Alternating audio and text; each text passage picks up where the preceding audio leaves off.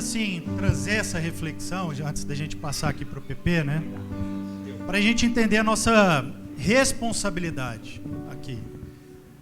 A gente precisa, de uma vez por todas, entender que a atividade da igreja não é a pecuária. Atividade, vou falar mais uma vez, porque talvez você não tenha prestado atenção. A atividade da igreja não é a pecuária. Está me entendendo? Porque o objetivo da igreja não é ajuntar um rebanho. Quando Jesus traz a figura do cordeiro ou da ovelha, ele não quis dizer de um rebanho que lhe é próprio, de algo que ele se apropria, cuida para consumo próprio. Essa não é a atividade da igreja, a pecuária.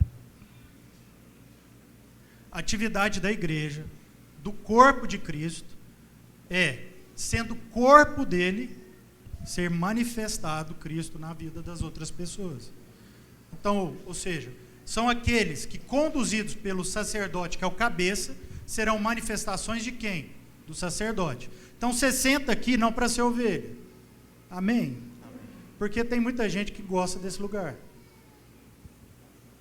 E você não pode ficar nesse lugar, em nome de Jesus. Pelo bem da sua casa, pelo bem da sua família, pelo bem da sua cidade, pelo bem de todo mundo que está aqui. Você não pode ficar nesse lugar.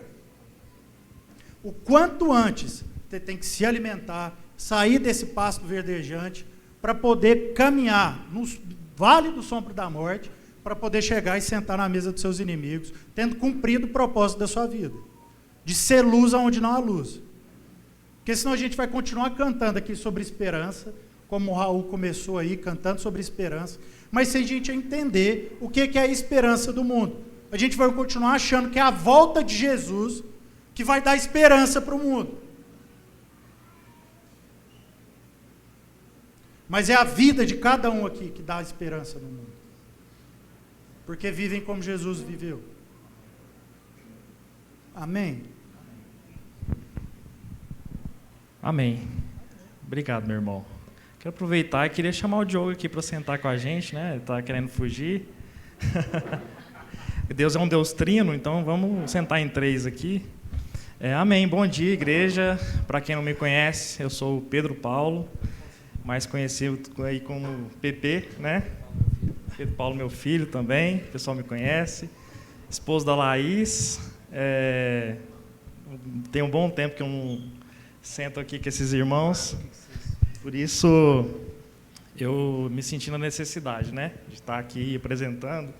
Enfim, o Rafa, com esse colar clerical dele aqui, me chamou para ministrar, né? E é engraçado, porque a gente conversa antes, e aí eu pergunto, Rafa, tem um tema?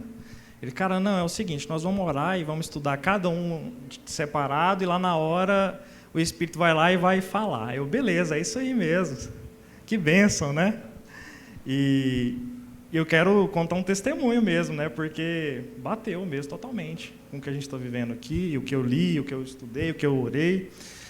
E eu queria começar compartilhando uma história que eu compartilhei no nosso pequeno grupo essa quarta-feira, né?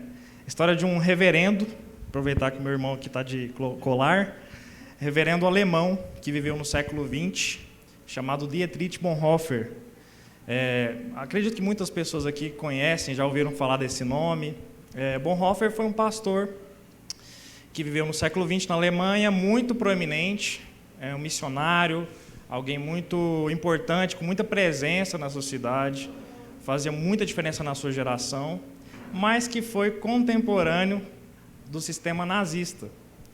Ele foi contemporâneo ali, a partir do momento em que Hitler entrou ali no poder e começou a implementar a ideologia, o sistema nazista. Então, isso fez com que Bonhoeffer tivesse que colocar em prática, né, aquilo que ele aprendeu no Evangelho de Cristo. Porque, naquele lugar, aquela ideologia começou a pressionar as igrejas da época. O nazismo começou a pressionar a igreja evangélica. A igreja evangélica teve que ser obrigada a aceitar algumas ideias, algumas filosofias.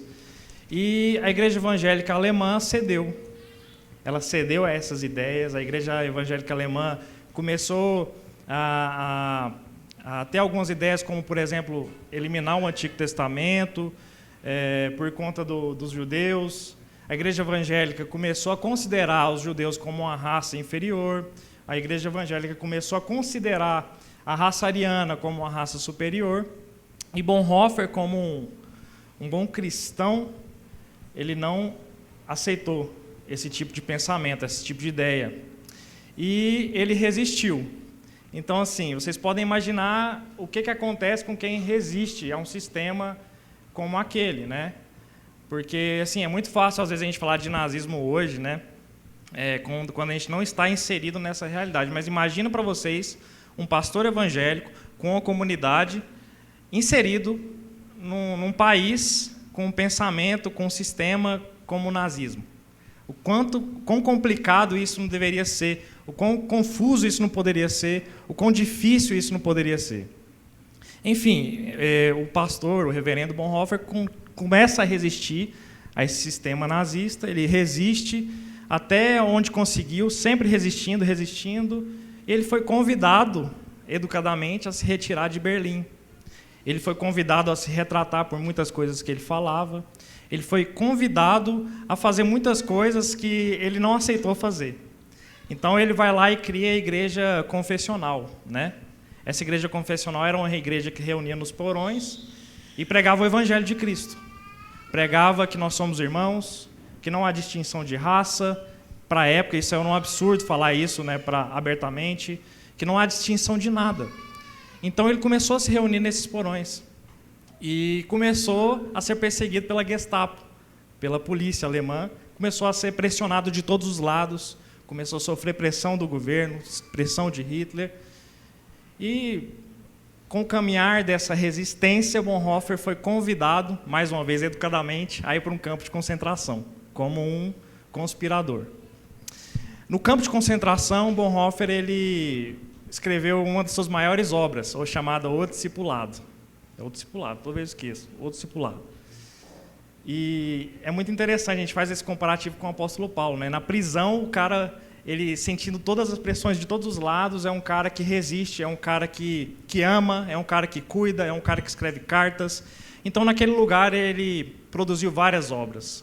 Ele pregou o evangelho, ele amou seus irmãos, ele esteve presente a todo momento. Quem estava no campo de concentração estava para caminhar para a morte. Então, infelizmente, Bonhoeffer foi convidado para a morte. Eu gostaria de ler aqui um trecho de... Primeiro, eu queria ler a última frase registrada de Bonhoeffer. Ele foi se despedir de alguém que estava junto com ele ali naquele lugar. Quando o soldado alemão chegou, abriu a porta e falou assim: agora é com você, agora você vem com a gente, agora é sua vez de ser executado. Ele virou para um amigo, né, que estava ali junto com ele, virou para ele e falou no ouvido dele o seguinte: este é o fim, mas para mim é o início da vida. E aí eu queria ler um trecho de um médico que estava lá no local de execução, né, que talvez seja uma das poucas testemunhas que estavam ali no local de execução de Bonhoeffer. Ele morreu enforcado.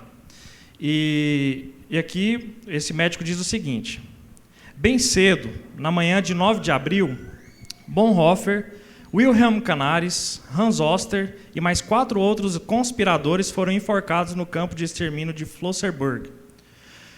O médico do campo, que testemunhou as execuções, se lembra de ter visto Bonhoeffer ajoelhar-se e orar antes de ser levado à forca. Entre aspas.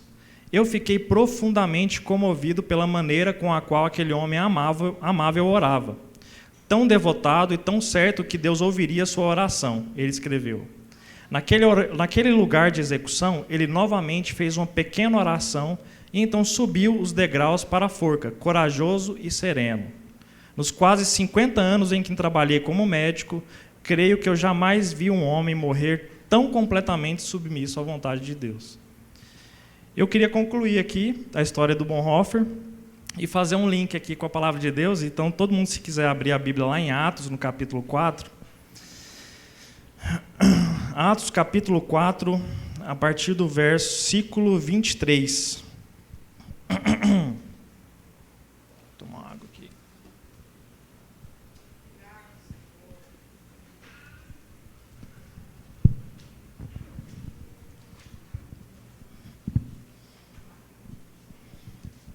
Atos capítulo 4, versículo 23. Quando foram soltos, Pedro e João voltaram para os seus companheiros e contaram tudo o que os chefes dos sacerdotes e os líderes religiosos lhes tinham dito. Ouvindo isso, levantaram juntos a voz a Deus, dizendo: Ó soberano, tu fizestes os céus, a terra, o mar e tudo o que neles há. Tu falaste pelo Espírito Santo por boca do teu servo, nosso pai Davi. Por que se enfurecem as nações e os povos conspiram em vão? Os reis da terra se levantam e os governantes se reúnem contra o Senhor e contra o seu ungido. De fato, Herodes e Pôncio Pilatos reuniram-se com os gentios e com o povo de Israel nesta cidade para conspirar contra o teu santo servo Jesus, a quem os diste. Fizeram o que o teu poder e a tua vontade haviam decidido de antemão que acontecesse. Agora, Senhor, considera as ameaças deles e capacita os teus servos a anunciarem a tua palavra corajosamente. Estende a tua mão para curar e realizar sinais e maravilhas por meio do nome do teu santo servo Jesus. Depois de orarem, tremeu o lugar em que eles estavam reunidos, todos ficaram cheios do Espírito Santo e anunciavam corajosamente a palavra de Deus. Amém. Irmãos, eu quero fazer um link, entre esse trecho e a história de Bonhoeffer, porque é o seguinte: esse trecho que a gente acabou de ler aqui no livro de Atos é o primeiro registro da primeira oração dos cristãos. Não é a primeira oração da Bíblia, não é a primeira oração de um cristão, mas é o primeiro registro da primeira oração da igreja. Ou seja, aqueles que se consideravam cristãos, seguidores de Cristo, que criam na ressurreição de Jesus, a gente teve a Páscoa aí no último domingo, eles se reuniram para orar pela primeira vez, então esse é o primeiro registro. Então a gente precisa ter um olhar atento, qual que era o conteúdo da oração dos primeiros cristãos? Qual que era esse conteúdo? O que eles estavam falando? Primeiro a gente precisa entender o que estava acontecendo, Lá em Atos, quando eles estavam se reunindo, houve uma cura de um aleijado, houve um grande movimento naquele lugar, e os líderes daquele lugar ficaram incomodados com a presença dos discípulos de Jesus e prenderam Pedro e João. Então Pedro e João passaram a noite na prisão, e no outro dia eles chamaram Pedro e João ao Sinédrio para se explicarem. Por que aquele movimento estava acontecendo? Isso é o início da igreja. Por que aquele movimento estava acontecendo? Por que tinha gente realizando sinais? Por que tinha gente sendo batizada pelo Espírito Santo? Por que tinha gente falando em línguas? Enfim, o que estava acontecendo? E aí Pedro faz um discurso corajoso no Sinédrio, um discurso que, inclusive, muitas pessoas ficaram surpresas ao ver Pedro discursando, porque era um mero pescador, alguém iletrado, e estava ali diante daqueles homens, explicando as Escrituras, pregando o Evangelho para eles. E assim se sucedeu. Eles foram soltos, porque não tinham crime para serem acusados, não tinha crime que constava eles ali. Eles foram soltos e se encontraram depois com a Igreja de Cristo. E qual que é a primeira coisa que eles fizeram? Eles oraram. Eles oraram. E qual que era o conteúdo da oração de Pedro e João com os discípulos? Eles pediram a Deus coragem. Eles pediram a Deus ousadia para anunciarem o Evangelho. Eles não pediram a Deus uma cura milagrosa, uma transformação de realidade repentina. Eles pediram coragem para enfrentar suas dificuldades. Eles pediram coragem para enfrentar a pressão que eles estavam sofrendo naquele momento. E talvez, se essa oração não tivesse existido, a gente não estaria reunido aqui hoje. Talvez, se eles não tivessem essa sabedoria de entender que eles precisariam vencer o medo para continuar pregando o Evangelho, independente de qualquer situação, talvez a igreja hoje não estaria aqui reunida. Talvez hoje eu e você não estaria aqui. É claro que é complicado a gente dizer isso, porque talvez aconteceria de qualquer forma, mas eles foram usados para trazer o Evangelho de Cristo, para anunciar corajosamente e estarem todos reunidos naquele lugar para orar. Então, o conteúdo da oração dos primeiros cristãos era pedindo coragem, era pedindo intrepidez, ousadia para continuar pregando o Evangelho. Qual que é qual que é o link que a gente consegue fazer com a história de Bonhoeffer? A mesma coisa. Quando as pressões da vida nos acometem, quando a gente começa a entender algumas coisas na nossa caminhada cristã, a gente começa a se sentir pressionado. A gente começa a se sentir enforcado. Existem pressões de todos os lados, decisões que a gente tem que tomar. E muitas vezes a gente age com covardia, por achar, porque algum dia nos disseram que Deus ia intervir na nossa vida, ia transformar milagrosamente aquela realidade, sem que a gente fosse participante desse trabalho. Então, o que eu gostaria de aplicar para nós hoje aqui, nessa manhã? Que nós possamos ter coragem. E não só isso, pedir a Deus essa coragem. Porque coragem não é ausência de medo. Coragem é ação apesar do medo. E só é possível que a gente seja ousado dessa forma quando a gente vive em completa submissão a Deus. Submissão e obediência a Deus. Nós estamos vivendo uma época, né? Eu sempre gosto de dizer, quando eu vou preparar alguma coisa, eu costumo dizer assim, que hora que a gente está vivendo, né? Qual que é o horário que nós estamos vivendo hoje? O que está acontecendo hoje? Talvez um dos maiores males da igreja hoje é porque nós nos tornamos covardes. Eu vou repetir. Talvez uma das maiores maldições sobre a nossa vida hoje é que nós estamos covardes. Porque um dia alguém falou para nós que Deus iria intervir na nossa vida de uma forma milagrosa e nós iríamos simplesmente assistir aquilo tudo acontecer. E não é isso que acontece. E aí a gente consegue perceber aquilo que está acontecendo à nossa volta, a gente percebe as doenças em que as pessoas estão sendo acometidas à nossa volta, as dificuldades que as pessoas estão passando, as pressões que nós sofremos, e nós agimos com covardia. Porque o medo estraga, como diz a música do Marcos Almeida. O medo destrói. E a gente deixou esse medo passar na nossa frente e falar pela gente. Se eu pudesse resumir o que eu gostaria de trazer para a Igreja Sal da Terra Falma hoje, é que o conteúdo das nossas orações precisa ser o mesmo conteúdo que estava ali naquele lugar. Nós precisamos entender que nós precisamos de coragem para prosseguir, para anunciar o Evangelho, independente das pressões, independente das dificuldades, independente do nosso medo. Coragem não é agir sem medo, porque agir sem medo é coisa de psicopata. Todos nós temos medos, todos nós temos dificuldades, mas a coragem é a gente agir entendendo quem nós somos em Deus, independente dos medos que nos acometem. Então eu imagino que cada um aqui está sofrendo pressões de todos os lados. Eu sei disso, porque eu sofro. Eu sei que muita gente aqui sofre.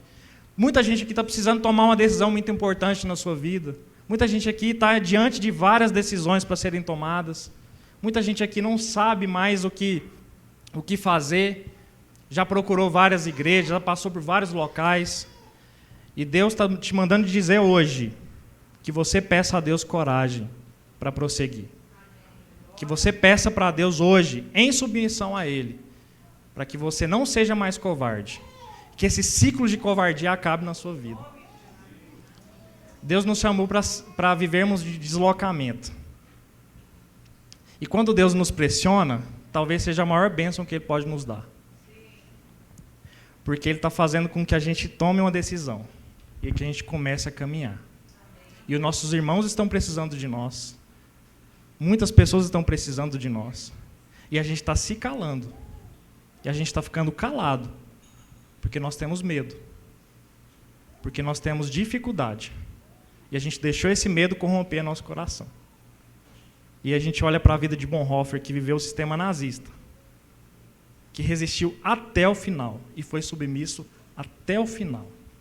Qual que é a diferença de Bonhoeffer para nós hoje? Nenhuma. Nós bebemos da mesma fonte. Nós temos a mesma palavra. Nós temos as mesmas profecias. A gente bebeu da mesma fonte. a gente viveu o mesmo Cristo. Cristo ressuscitou tanto para Bonhoeffer quanto para nós. E hoje nós vivemos um espírito de covardia. Irmãos, coragem. Coragem. Se você tem uma decisão importante para tomar, faz igual Pedro e João fez.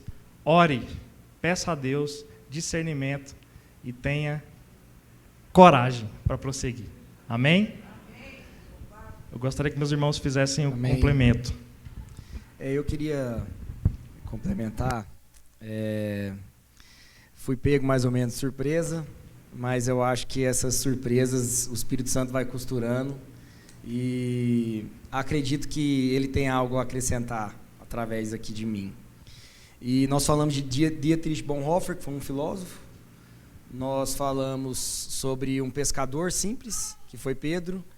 E eu queria falar de um super religioso que esvaziou-se de si mesmo para apresentar em uma das formas mais corajosas o evangelho, que é o próprio apóstolo Paulo, né? E é algo que eu estudei para o meu pequeno grupo e que tem me encorajado bastante, ou então me feito refletir que da forma como eu estou, eu posso avançar cada vez mais, porque existem pessoas que são pais da fé, que têm muito a nos ensinar. Ensinar que, independente da circunstância em que nós nos encontramos hoje, o Espírito Santo é capaz de transformar a nossa consciência de uma forma em que haja um novo renascimento.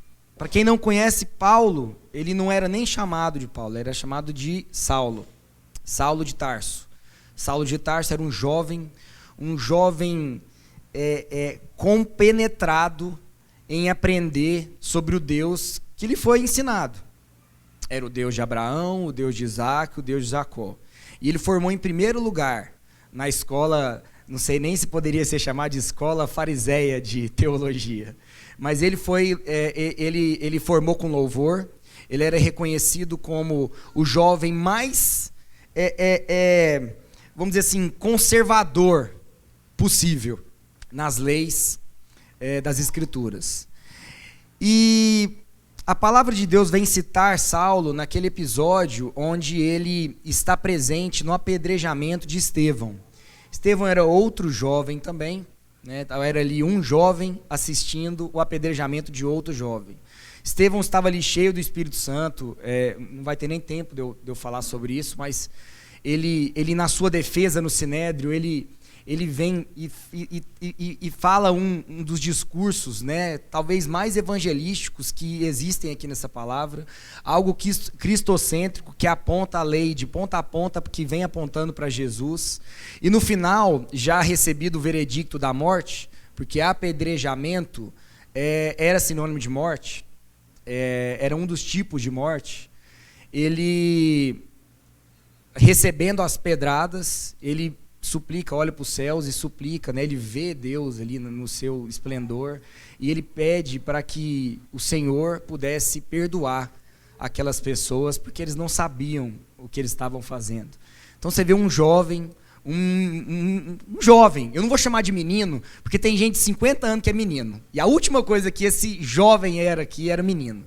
Ele era muito mais maduro, né, do que muito barbudo por aí, inclusive eu.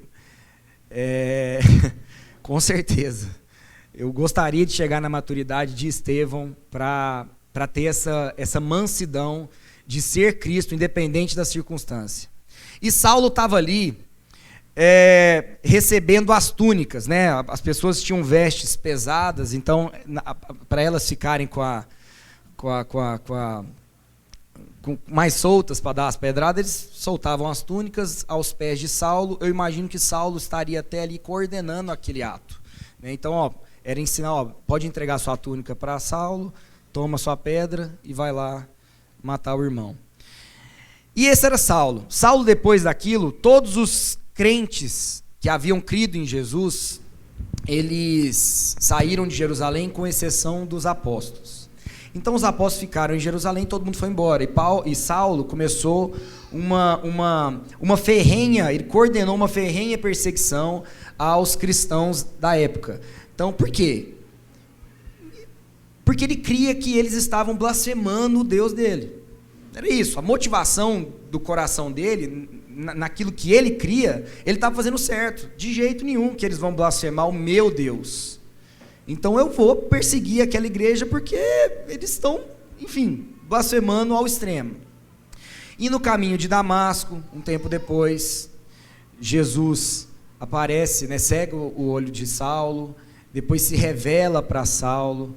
Saulo tem ali o seu coração aberto pelo Espírito Santo. É importante a gente entender isso, que se vocês estão aqui, olha, você pode até achar, mas não foi mérito seu, o Espírito Santo abriu seu coração, da mesma forma em que ele endurece o coração das pessoas que ouviam Pedro ministrar, Saulo, que depois mudou o nome para Paulo ministrar, o Espírito Santo abriu o meu, o seu, o nosso coração, para que a gente pudesse receber essa palavra e que essa palavra realmente fizesse vida no nosso coração. Então é muito importante a gente entender que essa coragem já existe dentro de cada um de nós. Ela é fortalecida através do Espírito. Fora do Espírito só existe uma coisa: medo. E ele sempre está aqui. Mas o amor de Cristo nos dá essa força, desde que a gente o busque. Vamos continuar. Paulo tem uma revelação do Espírito Santo. Ele se retira, ele precisa de um tempo, porque ele precisa rever tudo aquilo que ele leu, ele precisa rever toda a Escritura, porque ele estava olhando aquelas Escrituras de uma ótica diferente, e ele precisava entender que Cristo é o caminho, a verdade e a vida, que Cristo é o Filho de Deus, que Cristo é Deus. Ele precisava crer na Trindade para ele poder entender aquilo que ele cria, e Paulo era um cara muito didático, ele precisava compreender aquilo. E Paulo volta, Barnabé leva ele para conhecer os discípulos. Eu imagino Barnabé batendo na porta, Pedro vai lá atender. Ô Pedro, tudo bem? Eu tô com um irmão aqui que se converteu. Quem que é? Saulo. Que Saulo? O de Tarso. Quem? Aquele que queria matar a gente, aquele que a gente está escondido justamente por conta dele. Não, meu irmão, pode crer, ele está na bênção. E eles liberam lá para entrar, e é uma bênção. E Saulo é tipo eu, Rafael. Eles têm vários embates, mas sempre em amor, e no final estão se abraçando. Né? E o nome dele é transformado, né, para Paulo, que é aquele que é cheio do Espírito Santo. E de fato ele é cheio do Espírito Santo, porque é um homem corajoso. E eu queria falar só uma parte da primeira viagem missionária dele. A primeira viagem missionária dele, em pelo menos uns 4 episódios, ele foge da morte. O Espírito Santo faz ele sair desses caminhos. E um deles, ele é pego. E eu queria ler essa passagem. Eles estavam em Listra, Paulo, ele opera um milagre, e ele faz um coxo andar. E esse coxo, ele anda, as pessoas o reconhecem, e elas reconhecem em Paulo e em Barnabé divindades. Por quê? Porque eles estavam ali falando para um povo grego. E esse povo grego, eles queriam no politeísmo. Então, uns já começaram a chamar, eu acho que é Paulo de Júpiter e Barnabé de Mercúrio, ou é o contrário. Eles já queriam falar, olha, esses caras são divinos, eles são os deuses que estão aqui. E Paulo e Barnabé saem, rasgam as vestes, começam a falar que eles são iguais uns pelos outros, que não existe divindade nada sobre ele, mas que ele veio apresentar o único Deus.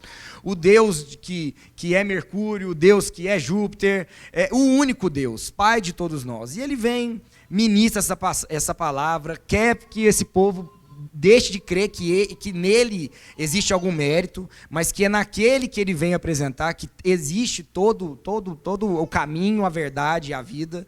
E é difícil ainda fazer com que as multidões parassem de oferecer sacrifícios e oferendas para eles.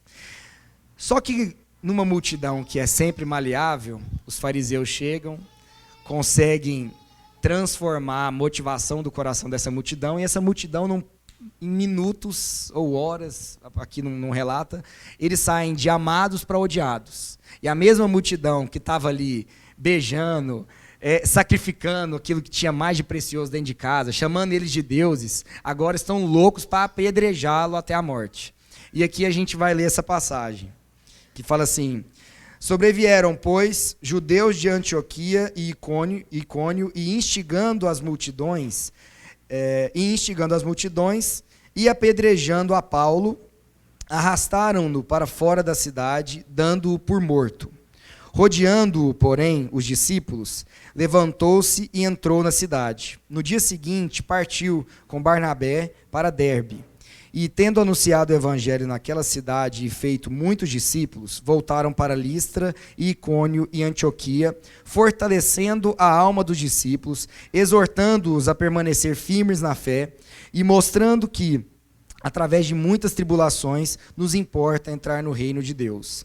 E promovendo-lhes em cada igreja a eleição de presbíteros, depois de orar com jejuns, os encomendaram ao Senhor em quem haviam crido. Atravessando a Pisídia, dirigiram-se a Panfilha, e tendo anunciado a palavra em Perge, desceram a Atália, e dali navegaram para Antioquia, onde tinham sido recomendados à graça de Deus para a obra que haviam já cumprido. Ali chegados, reunida a igreja, relataram quantas coisas fizera Deus com eles, e como abrira aos gentios a porta da fé, e permaneceram não pouco tempo com os discípulos. Irmãos, Paulo ali, ele havia sido pedrejado, só para vocês entenderem o que estava acontecendo. Paulo havia sido pedrejado pela mesma multidão que estava ali dando tapinha nas costas deles, ali erguendo sacrifícios em favor deles. E ele sendo apedrejado, mas, cara, isso me deixa... tem 2 meses que eu estou com essa palavra na minha cabeça, porque não faz sentido. No que o Espírito Santo pode fazer com uma pessoa? Nós estamos falando de um cara que era cidadão romano. Cidadão romano tinha mais força do que cidadão goiano. Cidadão romano tinha muito privilégio, mas muito privilégio mesmo. Né? Inclusive, esse privilégio salvou Paulo de muitas situações. Ele era tido como a alta casta religiosa, que tinha uma posição muito forte dentro da igreja. Ele era cidadão romano e tinha uma alta casta religiosa.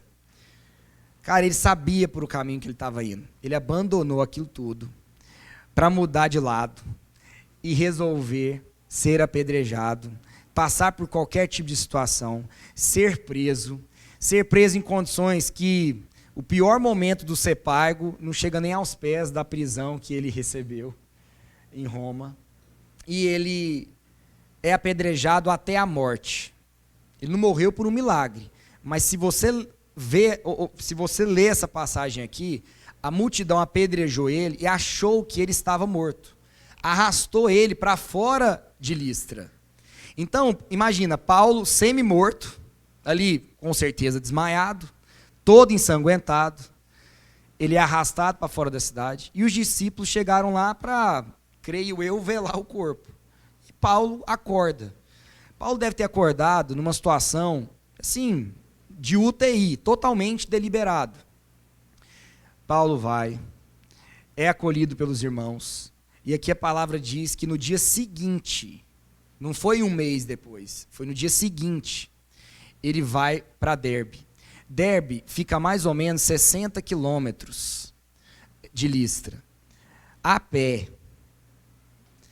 sem tênis de malhação, sem estrada pavimentada, sem até a banquinha da tia para comprar uma água no caminho. E ele vai no dia seguinte, porque ele vê a importância e a urgência e ele diz assim: é importante, irmãos, que a gente passe por tribulações para que a gente se achegue ao reino de Deus.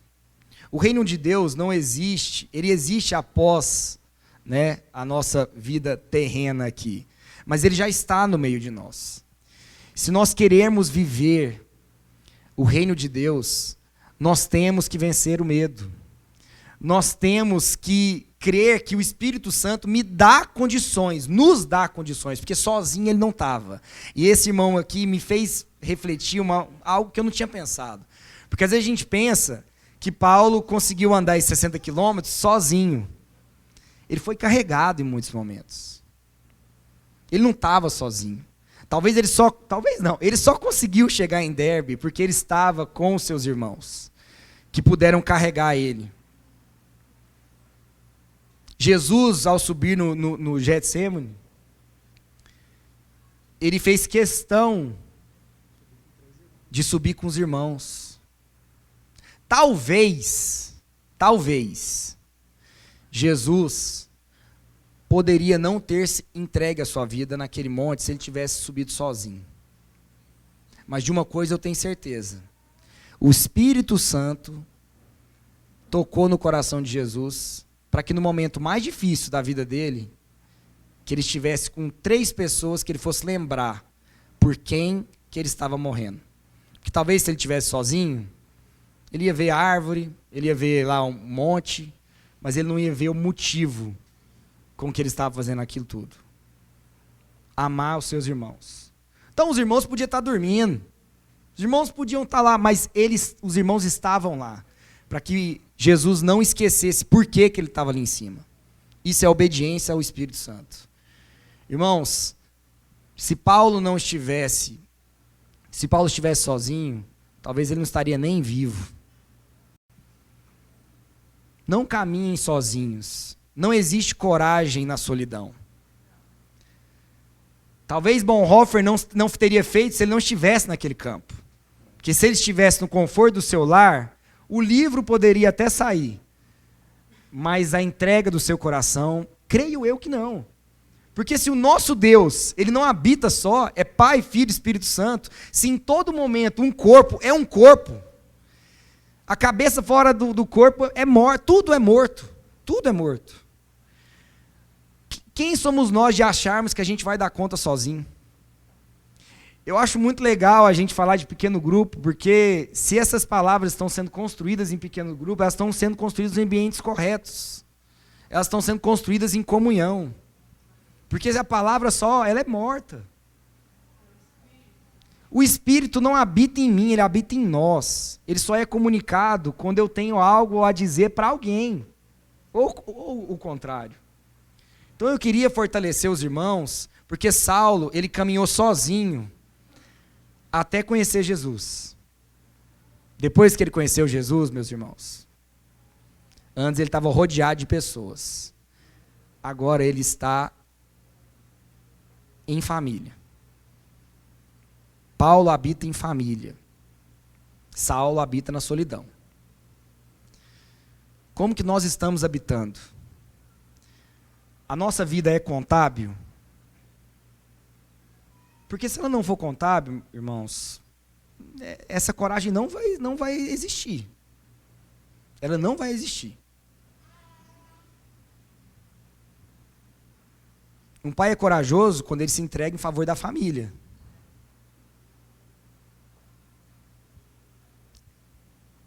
Pode não fazer sentido isso que eu estou dizendo, mas sozinho, nós não somos corajosos. Porque coragem, ela só é válida em favor de alguém. Senão é loucura, né? Igual ele falou. Não ter medo é psicopata, que tem essa ausência de medo. Mas o Espírito Santo, ele habita em nós. É a favor de nós. Amém? Amém. Amém. Vocês estão entendendo, assim, o esforço que a gente está fazendo aqui? Porque, às vezes, fica parecendo que é só algo confuso que está passando aqui entre a gente. Porque eu sei que é difícil, hoje em dia, prestar atenção. Talvez o maior desafio nosso hoje é prestar atenção. Se tiver um barulhinho, a gente não dá conta de prestar atenção. E a gente já fica incomodado. Porque a gente não consegue mais concentrar. E aí nisso a gente perde a capacidade de ouvir aquilo que o Espírito quer revelar. E aí como que é o jeito mais fácil de ouvir aquilo que é o Espírito? Pedir para alguém falar por nós. E não passar isso por nós. Quando a gente fala que é na comunhão, onde 2 ou 3 estiverem, ali eu estou, Deus queria dar para a gente um ensinamento. O ensinamento de que não era uma gola clerical que faria a revelação daquilo que era a sua vontade. Mas é que onde 2 ou mais estiverem, ali eu estarei, revelando a minha vontade. Amém, igreja? Porque a gente precisa começar a entender isso e viver isso. Porque a gente canta aqui o tempo inteiro na igreja, vem Espírito Santo, mas eu não sei qual que é o Espírito que você está chamando. Porque se o Espírito Santo que você está chamando é para que aconteça alguma coisa na sua vida, para te livrar das dificuldades, isso aí só o demônio pode te conceder. Só Satanás é capaz de atender essa oração sua. E ele vai atender com louvor. Mas se você estiver pedindo o Espírito Santo sobre a sua vida, você pode ter certeza que você vai ficar nu. Suas vestes vão cair, a luz vai iluminar.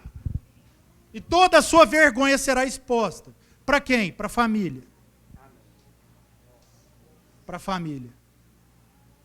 Porque aí não vai ter mais nada para te acusarem. Porque toda a sua vergonha estará exposta. E você não preocupa não, que tem muito irmão aqui para pagar o preço da sua nudez.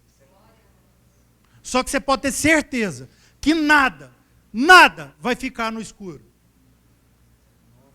Porque a luz não convive com as trevas. Amém? Então o Espírito Santo é para te tornar família e não outra coisa. O Espírito Santo é para que você seja um com o corpo de Cristo. Amém? Então, para a gente entender, porque eu estava lá em casa meditando, tentando entender o que Deus queria trazer aqui hoje. É engraçado, porque parece que a gente está fazendo isso de uma forma meio desleixada. E não é. Quando o PP falou comigo, eu falei, irmão, fique em paz. Ora, fala com Deus, eu vou falar aqui e amém. Do mesmo jeito que eu falei para o Diogo. Falei, Diogo, fica preparado. Ele, por quê? Eu falei, porque eu não sei. Não sei não. Ele, mas como assim, você vai me chamar? Eu falei, não, irmão, vai com a camisa branca lá, tá tudo certo. Você chega lá, com a camisa branca, qualquer coisa eu vou te chamar. E é isso aí. Porque ele achou que eu ia trazer uma gola clerical para ele, ele não quis vir com a branca. Mas amém, é isso aí. Aí a gente chegou aqui e fomos compartilhar daquilo que o Espírito está falando, a comunhão. Aquilo que o Espírito Santo está falando. Amém. E isso é para incentivar vocês. Pra vocês entenderem que vocês não precisam ficar esperando alguém chegar lá com um colarinho para resolver a parada. Mas que não, que você está lá, sua família está lá, uma com mais um ali, junta, chama o Arthur, chama o Felipe, fala, vamos aqui resolver esse negócio. O quê? Vamos expulsar uns demônios aqui. Mas já que se você ainda falar assim, não, mas isso eu tenho medo. Não, beleza, tem um irmão lá querendo casar com a outra, junta 2, fala, não, vamos fazer esse casamento. Pronto, está resolvido. Em nome de Jesus, estão casados, vai com Deus. Por favor, né? Por favor, passa no cartório, cumpre as obrigações, entendeu? Não só no cartório, não, vai para casa, vai para o quarto, resolve a parada, não fica no meio do caminho, não. Mas isso aí, é assim que resolve, é em família. A gente começou a fazer disso aqui uma solução para aquilo que era a nossa responsabilidade. Deixa eu explicar para vocês o texto que estava no meu coração. O texto que estava no meu coração começava lá em Abrão. Abrão. Vocês sabem quem que é Abrão? É Abraão. Mas vamos falar de Abrão primeiro, beleza? Começava lá em Abrão, em Gênesis 12. Para terminar, sabe aonde? Nas últimas palavras de Jesus. Lá no finalzinho da vida de Jesus. Ele falando assim, não, beleza, vocês estão entendendo que eu não voltei aqui para estar com vocês. Eu não vou voltar para ficar. Na verdade, eu só vim para aqui para contar para vocês que eu não vou ficar. E aí eu preciso de uma coisa de vocês. Eu preciso que vocês sejam testemunhas minhas.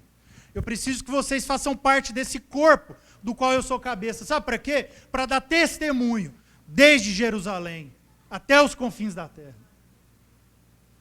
De Jerusalém, Samaria, até os confins da terra.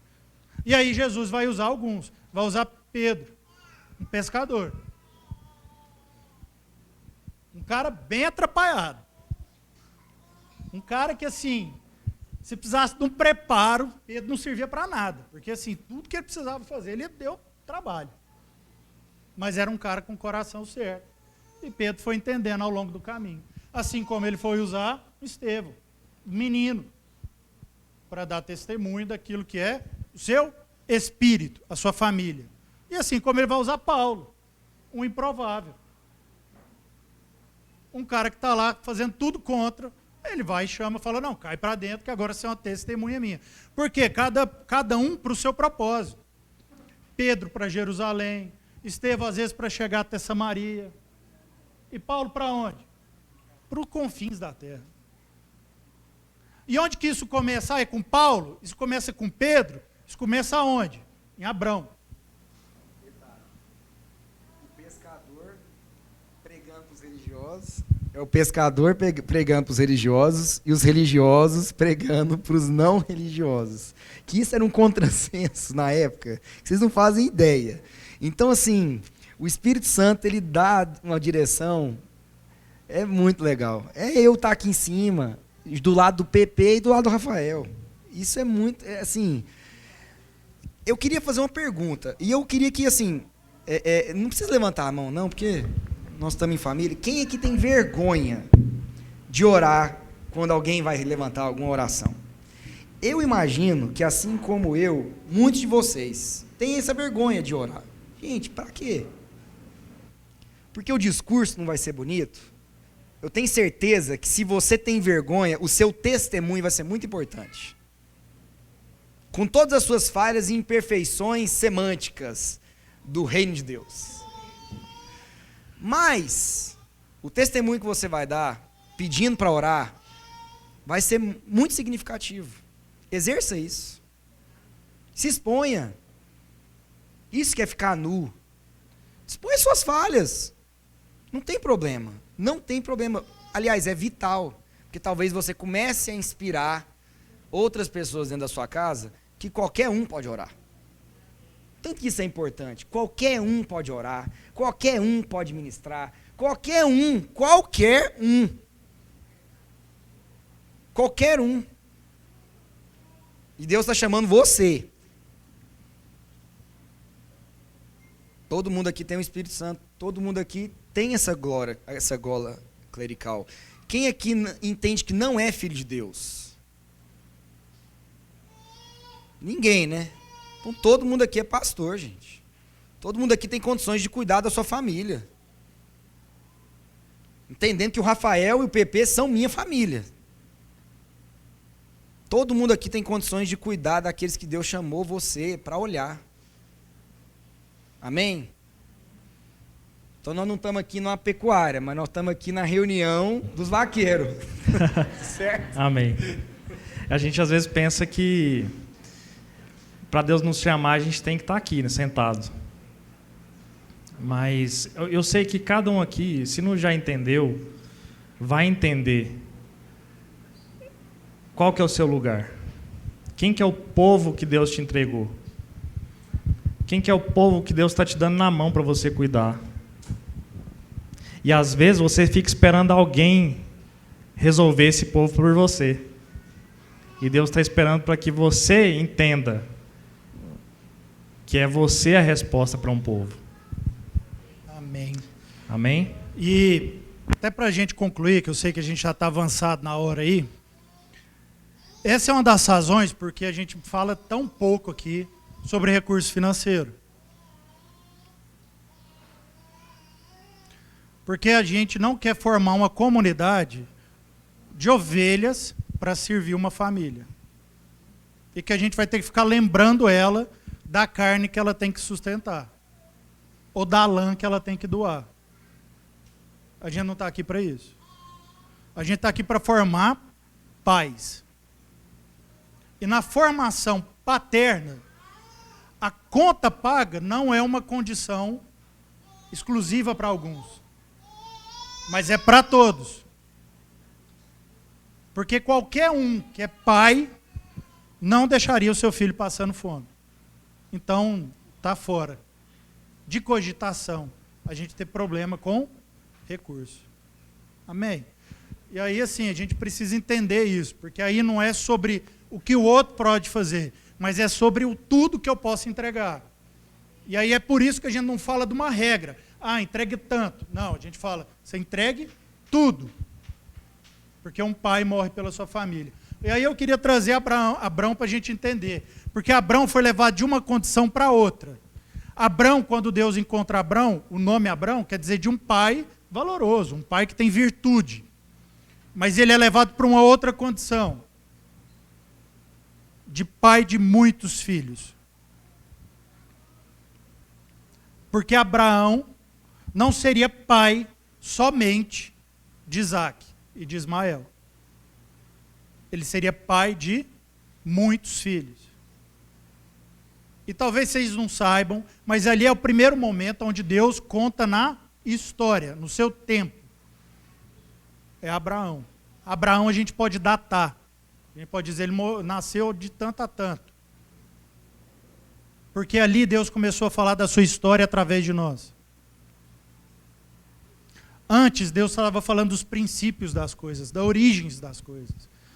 E aí agora Deus vai falar da origem de um povo, origem de uma nação, origem de um reino. A nossa origem. Então não é sobre talvez, é sobre com certeza. Todos aqui têm a liberdade e a autoridade de usar um mongolar clerical aonde estiver, para representar de quem ele é filho. E que ele está ali para assumir uma paternidade sobre quem estiver na frente dele. E aí queria pedir licença para vocês dois, para a gente entender isso cada vez mais concreto mesmo. Eu vou pedir para a Tefinha e para o Rafael virem aqui com a Clara, sentar aqui comigo, para a gente continuar ouvindo aquilo que o Espírito quer ministrar. Amém? Amém. Vocês vêm aqui, vocês dois, por favor. Com essa princesa mais linda. Né, tio? Vem cá. Senta aqui, Rafa. Onde vocês quiserem. Amém? Para quem não conhece, essa é a Clarinha. Né, Clarinha? Né, coisa linda. Tefinha, irmã de longa data, diga-se de passagem. Rafa. Não longa data, né, meu irmão? É longa data, irmão. Não, ela é mais jovem, óbvio. Mas, isso, amém. Tá vendo, Diogo? Passou vergonha, hein, irmão? Mas para a gente dizer assim do que são os traçados de Deus nas nossas vidas, né? Então, conheço a Stephanie tem muito tempo, uma irmã que eu amo de paixão, Rafa conhecendo há pouco tempo, Clarinha chegou, e essa família está aqui conosco, está aqui com a gente, uma família sacerdotal, que tem exercido suas vocações nos seus âmbitos, tá? Profissionais, inclusive. Tenho convívio com a Stephanie, posso ainda ter convívio com o Rafa na área profissional, que ambos atuam na área jurídica. Clarinha veio fruto desse amor, dessa obediência de gerar filhos. Isso é uma obediência, tá? Não acho que é o contrário, não. Isso é uma obediência. Aqueles que geram filhos é porque foram obedientes a um mandamento. Porque Abrão, para se tornar Abraão, ele precisou ter fé. Sara era estéril. Abraão, não sei se vocês sabem, mas já era velho. Quando Deus o chama, ele chama com 75 anos. Quando Deus reafirma de que ele terá um filho, e Abraão até riu de Deus, ele tinha 100 anos. E Deus falava com Abraão numa diferença de 25 anos. Com muito tempo. Mas Abraão tinha uma fé. Qual que era a fé dele? Que Deus falou com ele. Deus falou com ele, ó, você vai para uma terra que eu te darei. Uma terra. Ali você vai ter muitos filhos, vai ter muita semente. E ali você terá bênção. Você será abençoado. E nessa bênção você abençoará toda a terra. Amém? Um lugar, uma semente e uma bênção. Glória a Deus. Então isso está sobre todos nós. Você tem um lugar específico, você tem uma semente específica para gerar uma bênção específica para um povo. Você é a semente dessa bênção. Abraão é abençoado para abençoar todas as famílias da terra. E é em Abraão que todas as coisas vão passar até Paulo. A partir de uma revelação de um Cristo que morre numa cruz em favor de seus irmãos. Porque se aquele povo não estava entendendo nada, falou assim, não, beleza, então eu venho aqui, eu mesmo, vou morrer aqui, vou para essa cruz, e aí a partir de mim, toda essa terra será abençoada. Amém? E aí isso chega até nós. Chega até o Rafa, chega até a Stephanie, chega até a minha vida, chega a cada um de nós aqui. Amém? Amém. E aqui estão 2 irmãos seus que estão cumprindo essa obediência. Está ali a clara prova viva de que eles estão cumprindo essa vocação. E eu vou ter a liberdade aqui de contar que a casa dele está passando por dores. Dores por obediência.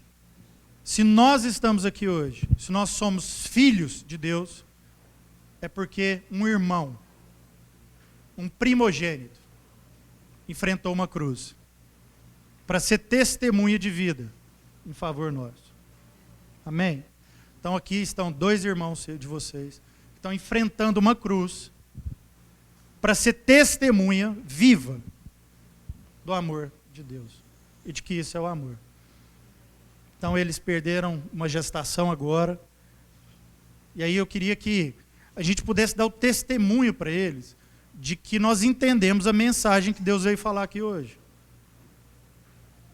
De que quem vai orar por eles, quem vai estar com eles, quem vai abençoar eles, quem vai impor as mãos para falar para eles, olha, essa é a vocação da casa de vocês, entendam isso, recebam isso, ressignifiquem as dores de vocês. É aqui, somos nós.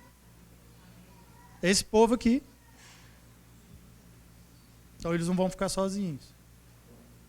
Porque eu tenho certeza que há algumas horas fica parecendo que a gente está sozinho. Fica parecendo que a gente precisa dar um grito para alguém para ser ouvido. Vocês não precisam disso. Porque como vocês têm uma família que anda junto, vocês não vão ficar sozinhos. Então vamos orar? Podemos orar por vocês, para que Deus traga luz a essa dor, ressignifique essa dor, e que se for para passar por uma cruz, que a gente passe junto. Amém? Então vamos se colocar de pé, vamos orar por essa casa, amém? Se alguém quiser vir à frente, orar por eles, tomar essa responsabilidade, amém. Pode vir. Amém, igreja. Amém. Pai, estamos todos aqui reunidos em família, em seu nome, primeiramente, com toda a convicção do meu coração. Estamos aqui para poder lembrar essa casa, Pai, que nós te pertencemos. Estamos aqui para... Não precisamos defender o seu nome. Estamos aqui porque somos teus. Então, Pai, eu estou aqui para poder dizer a todos nós aqui, lembrarmos com essas palavras que todos aqui falaram, o Pepe, o Rafa, o Diogo, todos nós aqui convictos de que estamos em casa, estamos em família.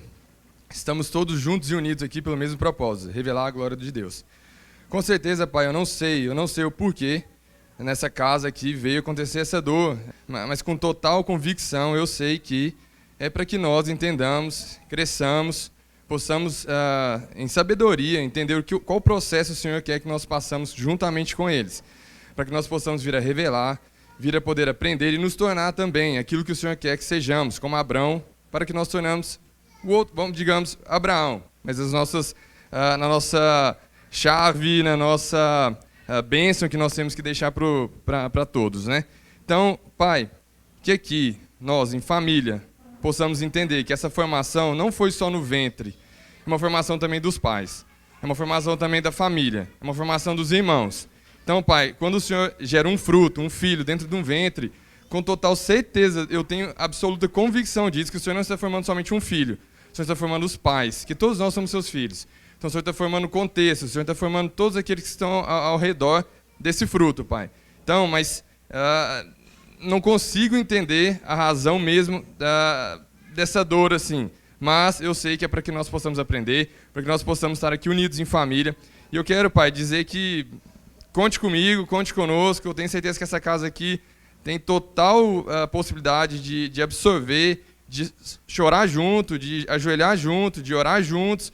Pai, para que a gente possa ter essa sensibilidade de olhar para o lado, olhar para frente, 360 graus, para que a gente possa ver, Pai, que tem sempre alguém precisando de uma palavra, tem sempre alguém precisando de um ombro, tem sempre alguém precisando de família, de gente, e que o Espírito possa nos mover nessa direção, sempre, até o fechar da cortina das nossas vidas, Pai, para que a gente possa ver o novo amanhã, com Cristo, com Deus Pai, e é isso, Pai, eu venho te pedir aqui, Eu estou tremendo para fazer essa oração em público, para poder mostrar para vocês que quando a gente sai, Pai, quando a gente dá um salto no abismo, em fé, com total certeza, o Senhor vai nos carregar no colo e a gente vai entender o porquê que nós estamos aqui. Então, em nome de Jesus, Pai, o Cristo ressurreto, aquele que nós temos o temor, que nós amamos, que nós nos espelhamos, que nós... É isso, Pai, entregues em nome de Jesus. Amém. Amém.